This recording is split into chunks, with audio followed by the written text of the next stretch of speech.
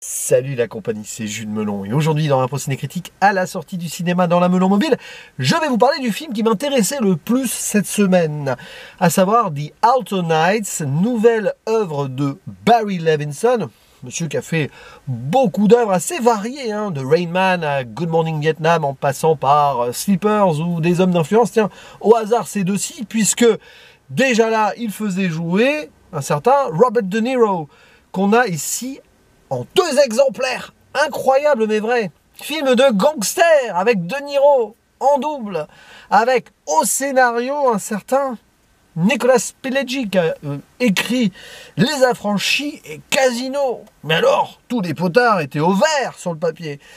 Une sortie un petit peu sacrifiée peut-être par la Warner au niveau de la com, on s'en fiche, c'est le métrage qui nous intéresse.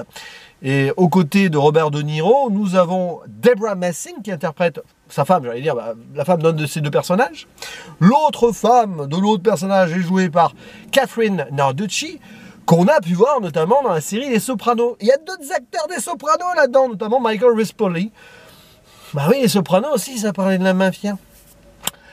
C'est aussi la présence de Cosmo Jarvis dans le rôle du tueur, parce qu'on ne fait aucun mystère sur ce point, ça commence sur une tentative de meurtre. Enfin, le tueur, il n'a pas réussi à le tuer.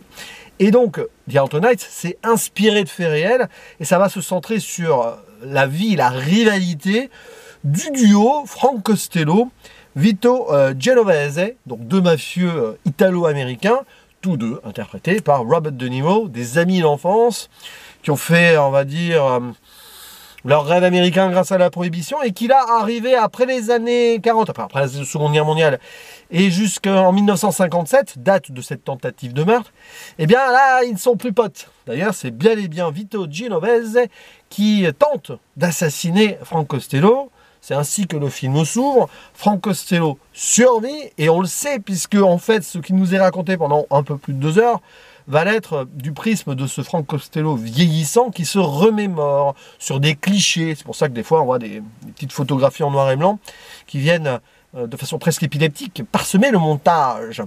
Et donc on va suivre comment ces deux amis sont devenus ennemis, relations complexes, etc. Et Frank Costello qui aspire à se retirer pour vivre sa vie tranquillement, notamment à Rome, et avec sa femme et ses chiens. Très important, les chiens. Le film a des moments un peu décalés, presque humoristiques, mais c'est un film de mafieux, sur le papier, sérieux, vraiment, avec deux personnalités très différentes. Frank Costello étant vraiment terre à terre, il refuse la violence et il veut être le bon citoyen. D'ailleurs, ça se voit sur le fait qu'il ait changé son nom en l'américanisant, alors que Vito Genovese est plus violent, plus fantasque, plus parano aussi. Regardez son sobriquet italien, attention, aucun cliché ici. C'est juste pour montrer comment il y en a un qui s'est intégré et qui a fait, on va dire, quelques pactes avec les politiques, c'est comme ça que certains d'ailleurs s'en sont enrichis pendant la prohibition et après, alors que l'autre il a peut-être plus de vengeance derrière, mais voilà, c'est comment deux faces d'une même pièce essayent de se séparer, mais c'est pas possible, ça reste une même pièce. Et les deux amis, à un moment, à pas avoir la même vision, mais en restant dans le même milieu, ne peuvent qu'être ennemis. Et donc on va suivre ce jeu de dupes un petit peu, où les deux vont se rencontrer de temps en temps, mais surtout chacun dans leur coin, avec leurs épouses, et des soucis avec d'autres gens. Et bien sûr, en essayant de déjouer le système, puisqu'on a quelques politiciens, la police et tout, qui essayent quand même, avec des procès, des arrestations, de mettre la main basse sur ce crime organisé. Un crime organisé dont nous voyons ici la décadence, jusque vers la fin. Alors, il n'y a pas vraiment de spoil pour un film comme ça, si vous connaissez un petit peu l'idée, mais c'est la chute de cette mafia italo-américaine à laquelle nous assistons. 1957, tentative d'assassinat, et un autre événement qui sera relaté à la fin, où il y a une véritable débandade dans un bourbier improbable. Mais tout ceci, ce sont des faits réels. Alors je ne sais pas si tout était lié, mais en tout cas, ce que l'on voit là, oui, il y a deux procès intéressants, notamment où on invoque le 5e amendement, qui permet à certains criminels de s'en sortir en refusant de témoigner contre eux-mêmes. Comme quoi, des fois, la loi américaine a facilité. Peut-être parce qu'il y a eu des petits pots de vin derrière, certaines faces un petit peu du gangstérisme. Et c'est en ça que le film est passionnant. Parce que les premiers retours étaient assez désastreux. Je ne sais pas, j'ai pas lu en détail. Peut-être par rapport au fait qu'il y ait De Niro, les effets, les maquillages, je vais y revenir. Mais franchement, je ressors de là assez satisfait. Alors, le souci de ce film, il y en a deux en fait. Bon, je vais même pas parler du potentiel de-aging, maquillage, voilà. Enfin, pas maintenant en tout cas.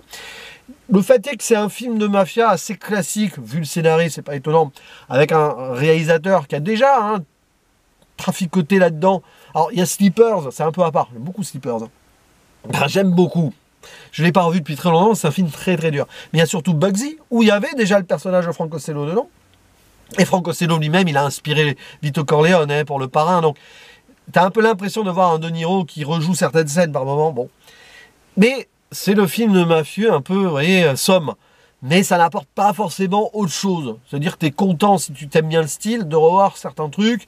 On va pas non plus assister à un sommet ultime à la Scorsese, aux Affranchis par exemple. Parce que pour moi, Les Affranchis, c'est peut-être, avec Le Parrain 2, enfin avec la trilogie Le Parrain, les meilleurs films de gangsters qu'on ait pu faire.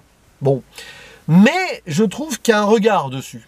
Et le fait d'utiliser De Niro en double exemplaire sur des rôles qui a en plus ou moins joué beaucoup la caractéristique, même dans le côté parodique, il a joué dans Mafia Blues, avec un personnage qui était inspiré par Frank Costello, parce que Frank Costello avait besoin de psychanalyse, on voit pas ça dans le film. Hein. Tout ça a inspiré les Sopranos derrière. Enfin, il y a toute cette idée-là, ce côté métatextuel des séries ou films sur les mafieux, et tout rejaillit là-dedans. Donc oui, déjà vu, mais il y a quelque chose de fascinant. Deuxième problème... Quel est le deuxième problème? Non, oui, l'effet de ton. C'est-à-dire que c'est quand même à 90% sérieux. Il y a des moments, bon, ça part en vrille. Surtout avec le personnage de Vito Genovese, il y a des... Bon, on voit qu'il sait pas trop, il devient parano, il pense que Frank Costello va toujours lui mettre des bâtons dans les roues. Peut-être qu'il a raison, ou pas, hein, je vous laisserai découvrir ça dans le film. Mais il y a eu une scène vers la fin, il est dans la voiture, il emmerde... Désolé, je dis le mot, hein. Son petit protégé, celui qui a raté l'assassinat de Costello, parce que ce dernier est sûr qu'en passant dans la ville de Palmyra, c'est là où la religion mormone est née. Et Genovese, lui, il dit « Mais non, c'est faux, c'est dans l'Utah, s'il avait trouvé une Bible en or, il serait jamais parti. » Or, il s'avère que ce que dit le jeune, là, c'est réel. Les Mormons, enfin, il y a eu cette histoire de religion des Mormons créée, enfin... dans cette ville de New York, de l'État de New York, et après ils sont partis, mais pour des problèmes économiques, je crois en fait, hein, tout simplement. Donc en fait, c'est là où on tourne une dérision, mais en fait sur du réel, mais le réel est détourné parce que en fait, ils croient tout savoir. Bon, il y a ça, et il y a une scène aussi avec les chiens, à un moment, bon, mais ça c'est du côté de Costello. Pourquoi pas essayer d'alléger le truc, c'était pas nécessaire en soi. Et on arrive aussi sur les effets. Alors, il y a deux De Niro. Clairement. Il y a le De Niro sérieux, mafieux, calculateur qu'on aime bien à travers le personnage de Frank Costello. Et là, son rajeunissement est très réussi. Sauf si on voit de très près, il est très réussi, franchement. Par contre, sur le personnage de Vito Genovese, on le sent que ça a été forcé. On voit le masque, on voit les retouches. C'est assez bizarre. Et ça peut sortir du film, ça. Il y a des moments où tu te dis... Mais c'est avec l'idée fantasque de ce personnage. C'est-à-dire que dans la représentation des De Niro, on comprend l'idée décalée d'un personnage qui est un peu cavrier, quoi, si vous voulez. Parce qu'il a fait... Voilà, il était moins dans le calcul. Et l'autre qui s'est bien installé dans le délire.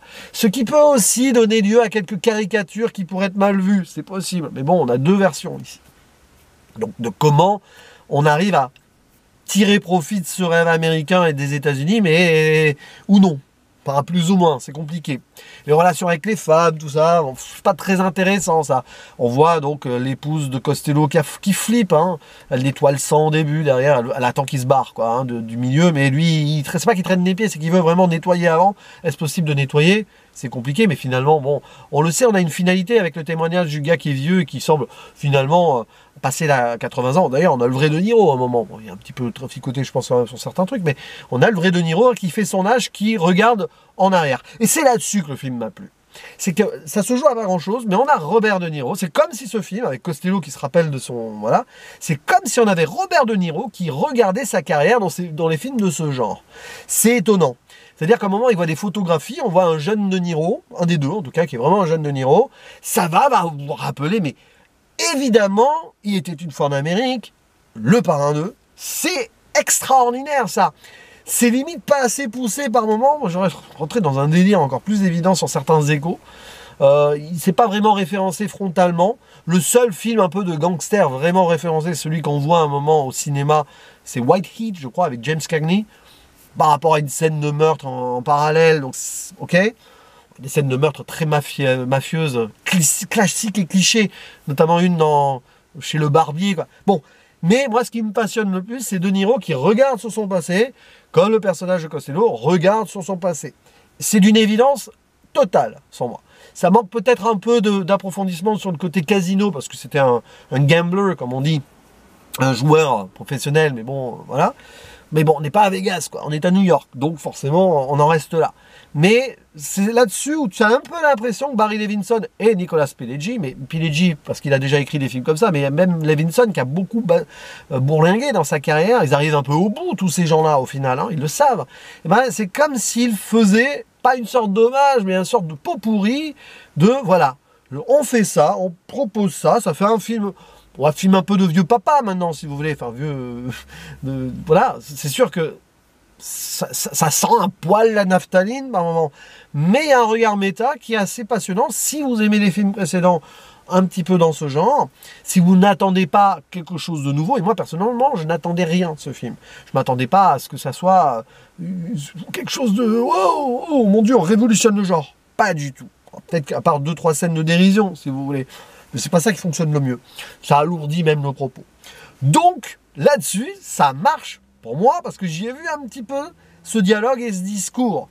Après, ce qui se passe, oui, on apprend des trucs si on veut, c'est intéressant, ça peut être un peu documentaire, indirectement, il y a quand même des clichés. Alors, je ne sais pas s'il y a des images d'archives, mais au moins, on a des trucs là qui peuvent être intéressants à analyser, à voir, comment on a joué du rêve américain avec la prohibition. Il y a tout un truc un petit peu didactique sur la première partie, ça redidactise sur le tout final.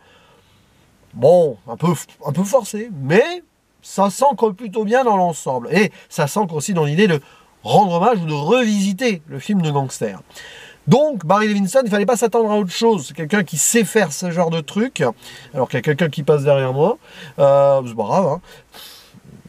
Mais on est dans la melon mobile, voyons. On ne passe jamais derrière la melon mobile quand je filme. Si jamais vous me croisez comme ça, jamais vous passez derrière. C'est interdit. Non, je plaisante. Mais voilà, c'est quelque chose qui peut être intéressant à voir, je pense, qui a ses limites, forcément.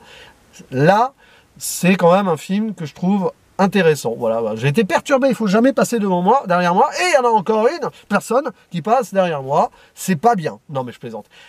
Du coup, je disais quoi? The Altonites, voyez-le quand même, parce que dans la carrière de Robert De Niro, et même de Barry Levinson, et dans cette idée donc de Mafia Universe au cinéma à Hollywood, ça se pose là.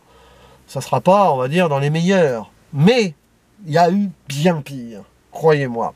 N'hésitez pas à dire en commentaire ce que vous pensez de ce film, de la carrière de Robert De Niro, si vous l'avez apprécié ici en double exemplaire ou non, du cinéma de Barry Levinson. On peut parler de ce que vous voulez, mais en lien évidemment avec ce long métrage. Je vous dis à la prochaine. Ciao!